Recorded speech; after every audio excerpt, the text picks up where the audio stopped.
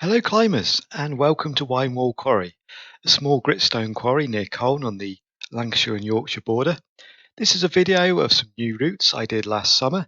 It's all fairly simple single angle footage and I'm going to speed through some of the more boring bits, standing around faffing with gear and standing on ledges looking confused, give you an overview of the routes, the development and the quarry itself. So this is the first line I spotted when I walked into the quarry. It's a 1 minute downhill walk from the car park. You look over to your right as you enter, and there's this neat little arete standing out. So I came here one evening to meet up with our man, Robin Muller, who was doing some bouldering development on a pretty cool adjacent overhanging wall, part of many developments for his forthcoming guidebook. Spotted this line and thought, oh, this could be a pretty cool highball, but the landing drops away a lot to the left, so it was better with a side runner in. It's quite a minor line, but there's some pretty neat moves up this rib.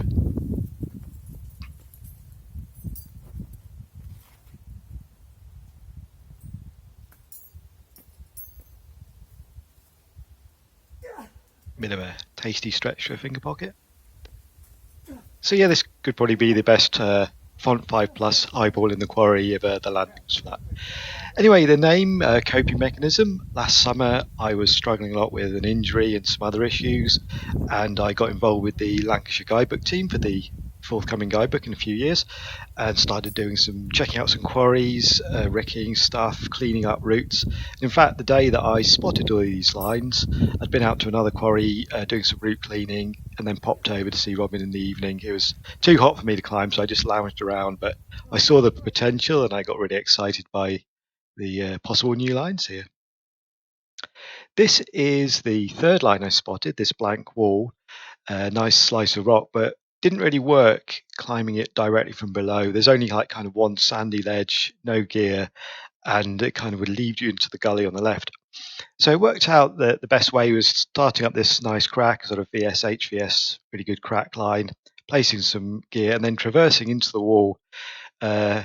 This gives it its name, a Guided Detour. It is rather circuitous, maybe a bit contrived, but the climbing is really neat on this. I really like the moves, very delicate traverse across here.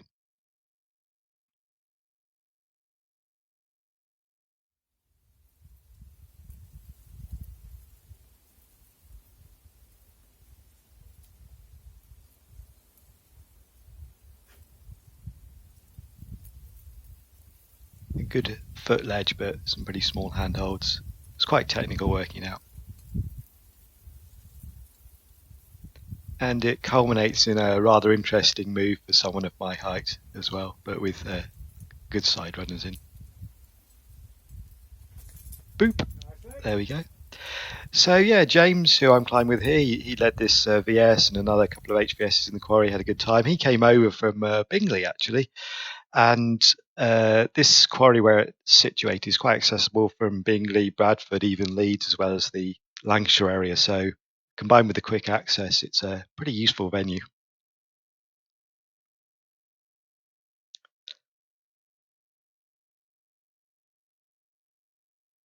So at this point, I'm faffing around. I'm trying to remember. I knew there was a kneebar here somewhere. These routes I kind of cleaned and inspected, and I cleaned some of the mid-grade stuff as well. I've forgotten how to get into this kneebar. You can chill out a bit before this nice headwall here.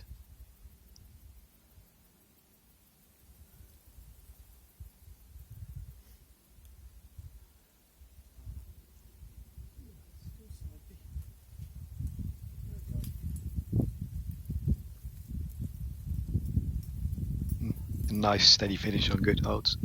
Talking of cleaning, a shout out to Andy Say, a local guy who's taken over the kind of crag guardianship of the guidebook, as well as cleaning routes. He did a great job cutting some paths through the man-eating vegetation at the bottom, which made it very easy to get to the climbs. So cheers, Andy. Okay, this is the second line I spotted. This got me really excited for developing this quarry further. Do the same 1 minute walk in, turn left, and I spotted this big soaring arete line. This is my first lead attempt here, actually. Unfortunately, there's a tiny bit of flakiness on the handhold I was on while I was fiddling with the gear, kind of crumbled off. So I did clean these routes, but it's a great quarry. There's the occasional crumbly bit, and I abbed down and stripped the gear, re-cleaned it. So this name, Exhume To Consume, is actually the name of a track by legendary Liverpudlian death metalers Carcass, and was played on the Radio 1 by John Peel, of course. It's also because this gully that I'm kind of bridging up, chimney thing, has a bit of unfortunate farmer's debris in it, which I did manage to scrape some of it out. So yeah, this line, I originally thought it might come in at mid-height, traversing in from the left.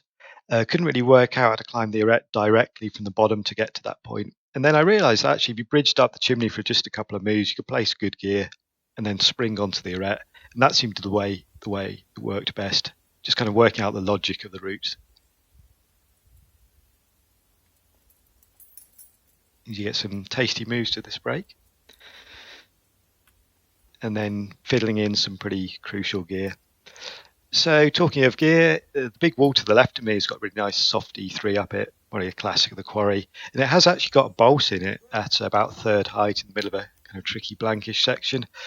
Unusual thing to have a bolt in the Gritstone Quarry these days, but the gear that would be below that tricky section is in a quite a hollow flake and would be pretty sketchy doing that, just relying on that gear. So the bolt seems to be a fair compromise in that particular route.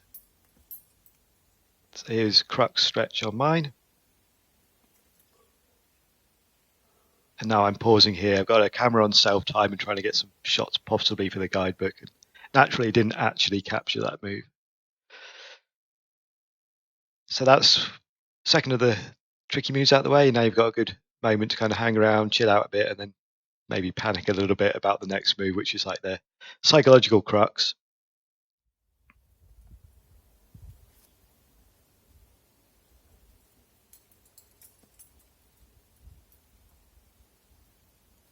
Committing rock over to a jug well above the gear, real kind of classic Gritstone feel to that. So, talking about bolts, there was a bit of a controversy here recently when an adjacent sidewall, sunset wall, had a bunch of nice old mid-grade trad roots retro-bolted. These routes were checked out, they're subject to much discussion. They were reclined by people without using these unnecessary bolts, and this was discussed at BMC area meetings and publicly. And issue was resolved, the bolts have been removed, and the climbs returned back to their nice original trad state, which is good for the quarry. It's a good venue with a wide variety of trad, and good to sort these things out and preserve Lancashire climbing in this way. So this line, I didn't really spot this until much later on. Starting up this HVS flake line here, another one that James did that's slightly hollow flake to start, and then you get to the roof with good rock and really good gear and have to bust some strenuous moves out rightwards. And I was just I think I cleaned the top of that route, and I was looking over and spotted a jug on the head wall to the left and thought, maybe that could work. It could be an alternate finish to the HVS. But then I found that you could actually climb this wall sort of directly up into the bulge. It's a bit contrived because you end up quite close to this gully on the left, but it gets more nice climbing. And it's part of like working these routes out, is working out where they'd go best, how you can get the most value out of the rock, and then describing them to other people so that they can enjoy them in a similar way.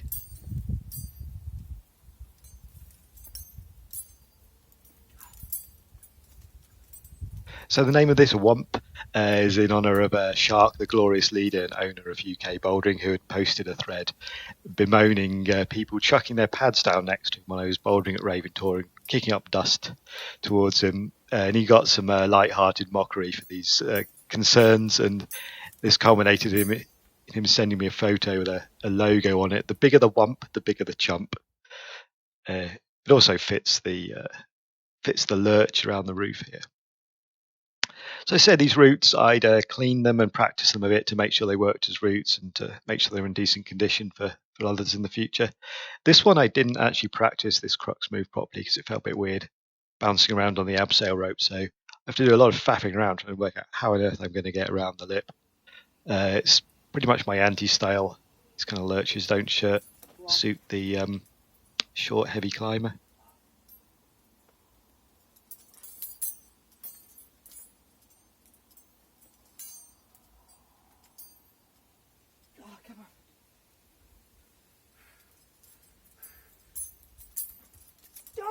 There we go, there's the Whump. I was pretty satisfied with that. Yeah, so this this quarry has only been in the supplement guides before, so it's kind of relatively unknown, and it's had obviously quite a bit of attention last year, and be worth looking into some more. So this is the final line I did, final new route for now. There may be more.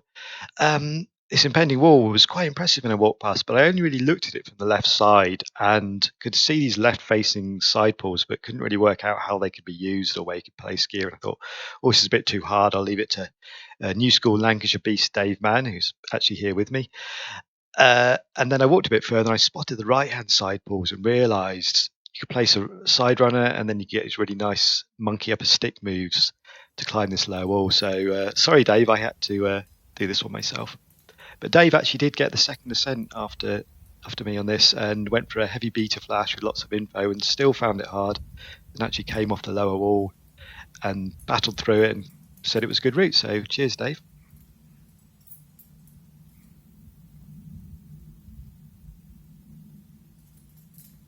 Again, really enjoyed the climbing on this.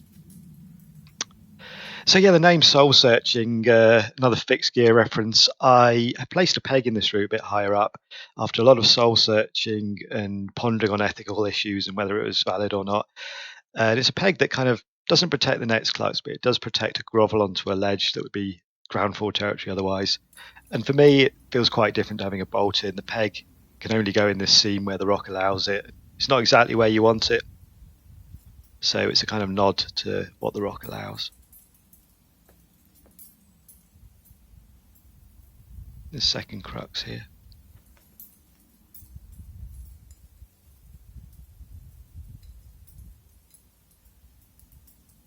So yeah, now you have to clip the peg in a strenuous position. I mean, I practice this, so I felt I could definitely do the moves without the peg, but for future ascensionist, it seemed to be more logical to have that.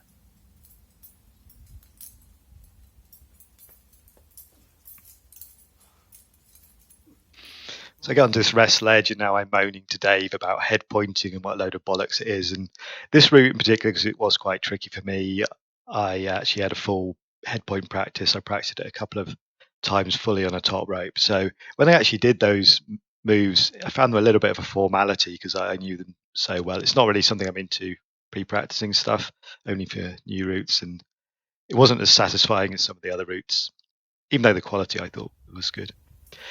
And then finally you get this nice digestive for this like probably E2 5B section up this hanging prow in space above good gear. There's also a good line next to me up there, the wide cleft, which is was given E2 5B with another unfortunate bolt by a wide crack at the top. I led this, and my friend Ellie, who professes to be only a VS climber, led it as well.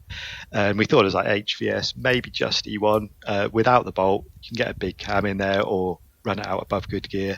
So hopefully that's another bolt that can be removed because it's a good trad experience. In fact, this quarry has got quite a lot going for it.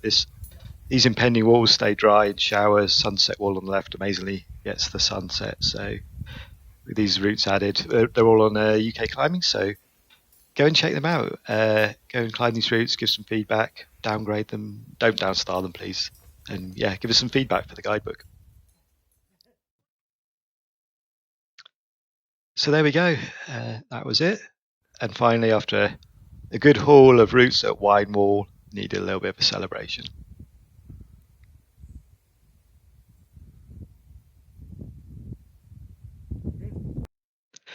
Cheers, guys.